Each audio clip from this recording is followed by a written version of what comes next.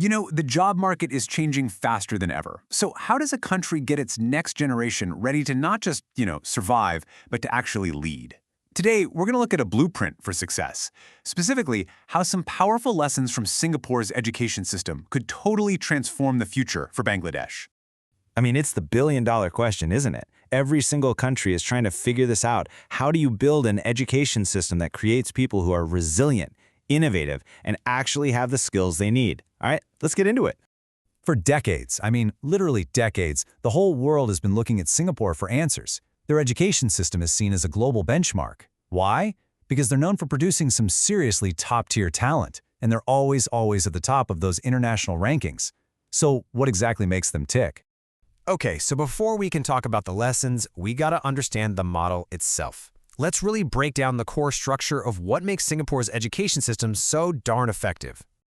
All right, so at a glance, the whole system looks super structured, right? You've got your primary school with a big focus on the basics. Then you move into more specialized tracks in secondary school, and after that, it just branches out into all these different post-secondary and university options. But trust me, the real magic here is in the details.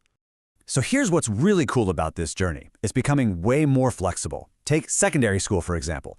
There's a new system where students can take different subjects at different levels. Let's call them G1, G2, or G3, all based on what they're good at. So what does that mean? Well, if a student is a math whiz, they're not held back. But if they need a little more help with, say, literature, they can get that support. It's all about personalizing the learning.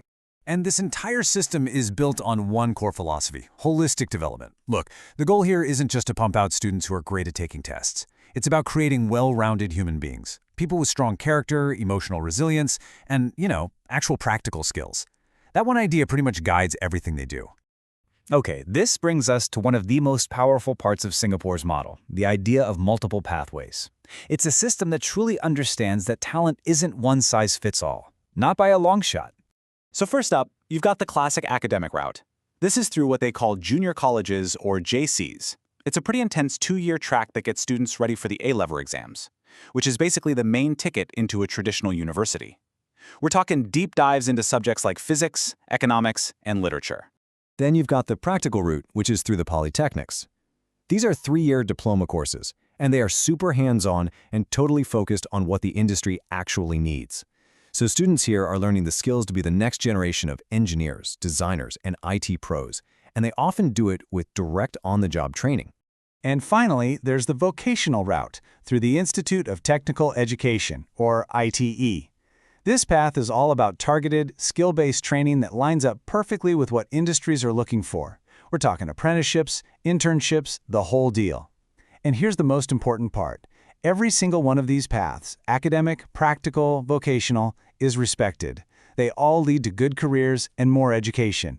So, there you have it. That's the blueprint. It's a flexible, holistic system with a path for every single type of learner. The big question now is, how can these ideas be adapted to help another country, like Bangladesh, build its own future?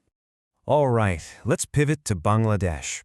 We're going to look at 6 specific lessons that it can take from Singapore's success to really empower its next generation. Okay, lesson number 1. And honestly, this might be the most important one of all. It's a total shift in how we even think about learning. It's about moving past just memorizing stuff. What you're seeing here really spells out the change. It's moving away from just rote memorization to pass the test to what's called competency-based learning, which is learning for life. This is all about something called outcome-based education. Basically, you design the whole curriculum around the skills that employers are actually crying out for, things like critical thinking, teamwork, and genuine innovation. But of course, you can have the best curriculum in the world, but it's only as good as the people teaching it. And that leads us straight to lesson number 2, you have to elevate the teaching profession. And this is so crucial. In Singapore, teaching is treated as a top-tier profession, period. They attract the best graduates with great salaries and prestige, and then they keep those standards incredibly high with tough, merit-based training and ongoing professional development. That commitment to quality, it's completely non-negotiable. Lesson number 3 is all about bridging that huge gap between the classroom and the actual workplace. The goal is to make sure graduates are job-ready from the moment they walk out the door. So how do you do that? Well, it means forging really strong, active partnerships between universities and industries. Think about it. When companies have a say in the curriculum, you can be sure students are learning stuff that's actually relevant. And when those students get real, meaningful internships and work-study gigs, they graduate with more than just a piece of paper. They have real-world experience. All right, the last 3 lessons really build on all this. So lesson 4 is about creating those flexible pathways we just talked about. Options for academic, practical, and vocational talents. Lesson 5 is huge, putting a national plan in place to get technology and AI into every single classroom. And finally, lesson 6 is about easing up on the pressure of those high-stakes exams. This gives students more room for creativity and project-based work, which is a shift even Singapore is making to focus more on that holistic growth. So when you put all of this together, what does it all mean? What's the real endgame here? What's the final takeaway? The big takeaway is this. This is not about a simple copy and paste job. You can't just take Singapore's system and drop it in Bangladesh. It's about adapting the principles. The ultimate goal is to create a new generation of global citizens, people who are critical thinkers and skilled professionals, ready not just for the local job market, but for the international one.